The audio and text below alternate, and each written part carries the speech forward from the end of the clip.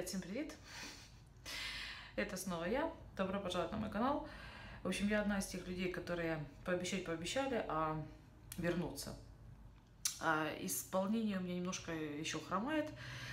В общем, пообещала и пропала опять на 2 дня. Сегодня у нас суббота. Какое? 23 июня. Снова вчера, наконец-то, мы вставили наше стекло заднее, да, в машину. Почему вчера? Потому что на Мерседесе там какие-то были проблемы с доставкой его. Сначала они пообещали 6 числа, потом 6 перезвонили, сказали, извините, пожалуйста, 14 будет, а потом 14 перезвонили, сказали, ой, извините, пожалуйста, будет только 21. Вот, ну, в общем, 21 уставили, вчера забрали. Вроде бы все должно быть хорошо, но у нас все хорошо и гладко никогда не бывает. В общем, вчера я просыпаюсь, а я с Сарой сплю, ну, примерно до 9, до 10, потому что мы до 3, в основном до 4 не спим, потом ложимся и вот засыпаем днем, утром уже. Вот, а папа наш Софию, когда она просыпается, в общем, кормит и все, занимается Софийкой полностью. Вот, просыпаемся, спускаемся вниз, а папа наш говорит, мама, у меня хорошая новость. Я ж так, чё? Он говорит, у нас накрылся холодильник. И он, зараза, походу, накрылся еще с вечера, потому что когда муж говорит, я проснулся, открываю, а там уже прям вот признаков жизни, ни холодильника, ни продуктов никаких. Он говорит, я открыл и прям теплом оттуда. Говорит, померил температуру, плюс 23. У нас, знаете, холодильник плюс 23, а на улице сейчас плюс 7. Погода жесть просто. Вот, поехали мы в Икею, так целый день, знаете, вот так вот просто. В Икею. В Икее есть эти холодильники как бы в этом зале, где они представлены, но ни на складах, ни в Транхейме, ни в Осло, нигде их нет.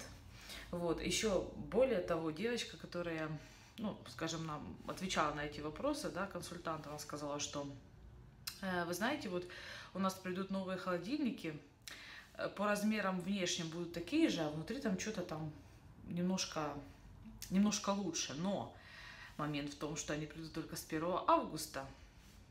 Понимаете, да? Сколько ждать? Она говорит, я вам советую все-таки поехать вот в обычный магазин, ну, Эльшоп наш, да, электроники, и купить там, говорит, есть по размерам вот такие, как у нас здесь. Мы поехали, купили. Ничего, в принципе, плохого не случилось, но почти половина возврата денег, залоги маминых ушли на холодильник. Но, с другой стороны, надо везде искать свои плюсы, да, потому что хорошо, что это сейчас, когда июнь месяц, когда этот возврат налогов пришел. Вот, из хороших новостей, вчера забрали наконец-то мою камеру, вот Sony, которую мне очень советовал один из моих подписчиков. Наконец-то я являюсь ее обладателем, но так как мы вчера приехали поздно вечером, ну, уже с Икеи, но это было где-то часов 6, наверное, пока мы туда-сюда разъезжали. Вот, у меня не было времени вообще в ней разобраться, даже достать ее с коробки. Вот, поэтому на повестке дня. Сейчас муж собирает этот холодильник уже там на финишной прямой. Мне нужно сейчас будет его вымыть, пока мои обе гусенички там спят, пока у нас тихий час дома.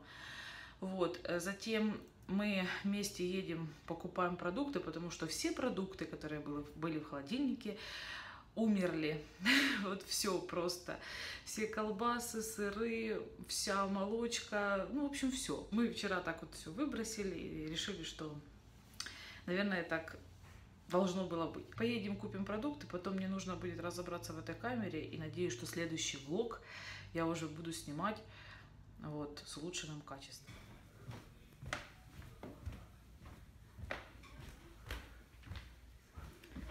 Вот наш папа.